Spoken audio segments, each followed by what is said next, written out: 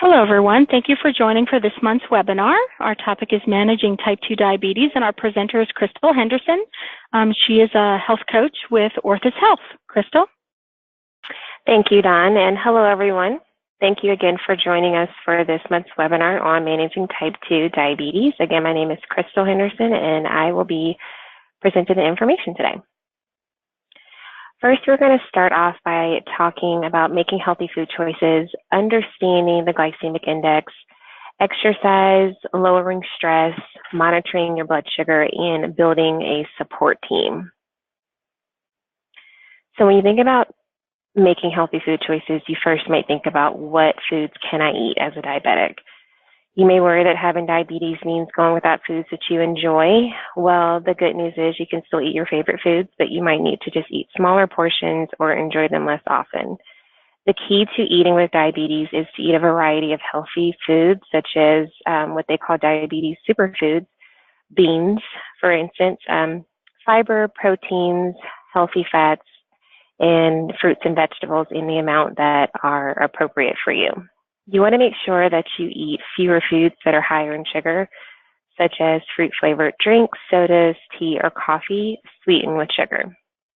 Using less salt in cooking and at the table is very important, and also eating fewer calories or foods that are higher in salt, such as canned, packaged soups, canned vegetables, higher sodium intake foods such as pickles and processed meats.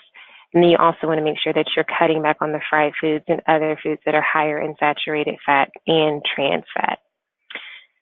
Now, when should I eat if I have diabetes? So some people with diabetes need to eat at about the same time each day. Others can be a little bit more flexible depending on, the type of diabetes medications or the type of insulin. You may need to eat at the same amount of carbohydrates at the same time each day. Let's say if you're taking a mealtime insulin, your eating schedule can be a little bit more flexible. But also if you use certain diabetes medicines or insulin and you skip or delay a meal, your blood sugar can drop too low. So it is just important to ask your healthcare team when you should eat and whether you should eat before and after physical activity. Now you might ask yourself, how much can I eat if I have diabetes? So eating the right amount of food will also help you manage your blood sugar levels and maintain your weight. You want to look up how many calories are in what you eat and drink at the USDA's Foodipedia. And this is also going to be important to discuss the amount of calories consumed with your healthcare team to ensure that you're eating the appropriate amount of calories each day. So next we'll talk about glycemic index. When managing your food, you want to consider the glycemic index, or the GI. This actually measures how a carbohydrate-containing food raises blood sugar. So a food with a higher GI raises blood glucose more than a food with a medium or low GI. So low glycemic index foods are going to be the 100 stone ground whole wheat or pumpernickel bread, barley, sweet potato, legumes and lentils, and most fruits and non-starchy vegetables, and also carrots. Your medium glycemic index foods are going to be the whole wheat, rye, and pita bread, quick oats, brown, wild or basmati rice, and couscous.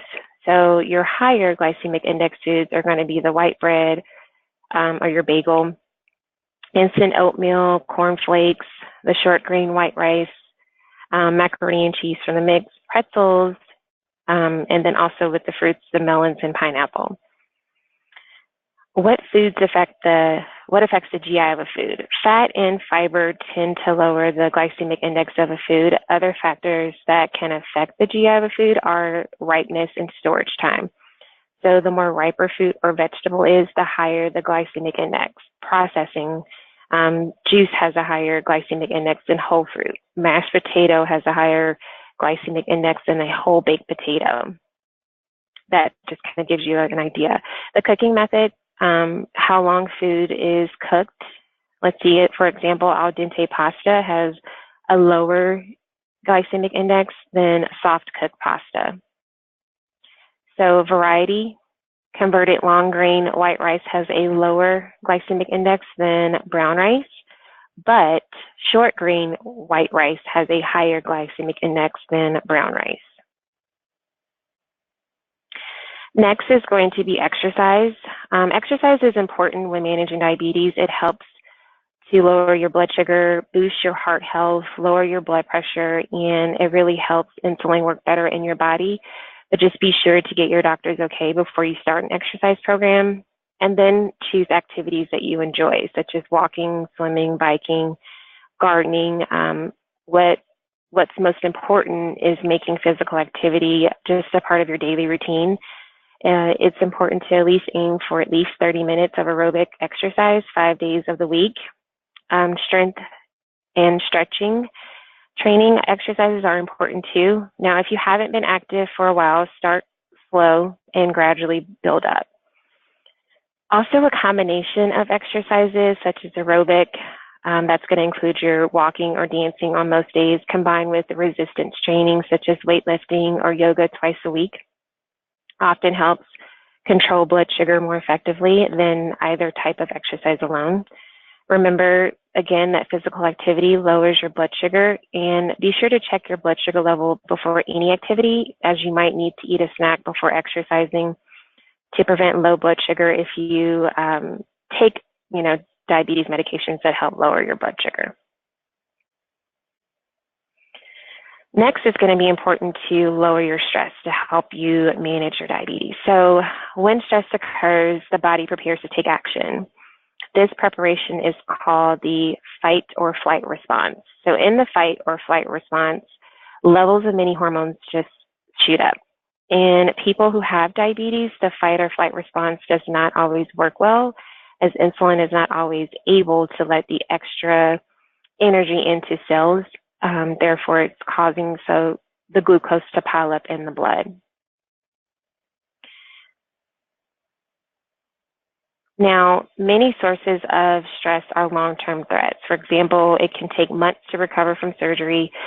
Stress hormones that are designed to deal with short-term danger stay turned on for a long period of time, and as a result, long-term stress can cause long-term high blood glucose levels. Now, you want to think about your coping style, which is going to be how a person deals with stress. For example, some people have a problem-solving attitude. They may say, well, what can I do about this problem? They then try to change their situation to get rid of stress. So when thinking about your coping style and dealing with lowering your stress, try to think about one that's healthy and that works for you. Next, we're going to talk about monitoring your blood sugar. Now, you want to ask your doctor how often he or she wants you to check your blood sugar. Careful monitoring is the only way to make sure that your blood sugar levels remain within your target range. Sometimes blood sugar levels can be unpredictable. With help from your diabetes treatment team, and we'll get more into that, you'll begin to learn more about your blood sugar level changes and how the changes are in response to the food, exercise, any illness, or medication. So you also just want to build a support team. Now, managing your diabetes can be overwhelming whether you have been newly diagnosed or not, but it doesn't have to be. You want to be actively involved in your diabetes care. Work with your healthcare team to come up with a plan for making healthy food choices and being active, a plan that you can stick to. For example, ask your doctor to refer you to a registered dietitian or a diabetes educator who can help you create a meal plan that's both helpful for both you and your family. The dietitian will work with you to come up with a meal plan tailored to your needs, and it'll also take things into account such as your blood sugar levels, your weight, medicines that you take, and any other health problems you may have, how physically active you are, and just overall just helping you making healthy food choices. Now, endocrinologists can help you manage your diabetes by prescribing insulin and or medications and help you to just keep a close watch on your blood sugar levels. So be sure to ask for a referral, develop a relationship so that it can help you easily manage your type 2 diabetes. So that is all. Thank you for joining us for this month's webinar. Again, contact your health coach. We are here to provide you with any additional support and resources. And thank you again for your time.